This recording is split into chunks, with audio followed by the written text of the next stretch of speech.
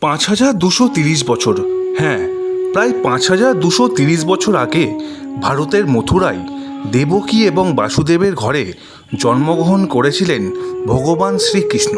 নমস্কার, আমি সুরজিৎ। আজ আমরা কিছু কথা বলবো জন্মাষ্টমী নিয়ে।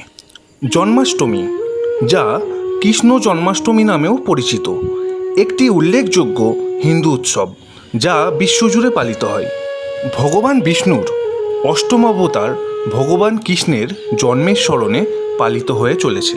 কিংবদন্তি অনুসারে ভাদ্রপদ মাসের অন্ধকার পাক্ষিকের অষ্টম দিনে মধ্যরাতে কৃষ্ণের জন্ম হয়েছিল।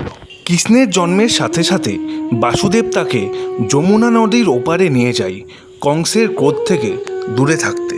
এই জন্মাষ্টমী পালন করে থাকেন সনাতন ধর্মের মানুষেরা। জন্মাষ্টমী মন্দের উপর ভালোর জয় এবং ঐশ্বরিক প্রেমের আগমন উদযাপন করে। ভাগবত গীতায় কৃষ্ণের শিক্ষা নিঃস্বার্থ প্রেম, কর্তব্য এবং আধ্যাত্মিক বৃদ্ধির গুরুত্বের ওপর জোর দেয়। ভক্তরা কৃষ্ণের জন্ম উদযাপন করতে উপবাস করে, জপ করে এবং ভক্তিমূলক গান গায়। জন্মাষ্টমীতে মন্দিরগুলি ফুল, আলো এবং রঙিন সজ্জা দিয়ে সজ্জিত হয়।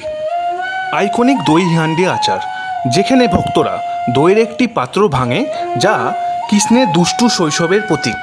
জন্মাষ্টমী হল ভগবান কৃষ্ণের জন্মের একটি আনন্দময় উদযাপন, যা আমাদের প্রেম, করুণা এবং নিঃস্বার্থতার শক্তির কথা স্মরণ করিয়ে দেয়।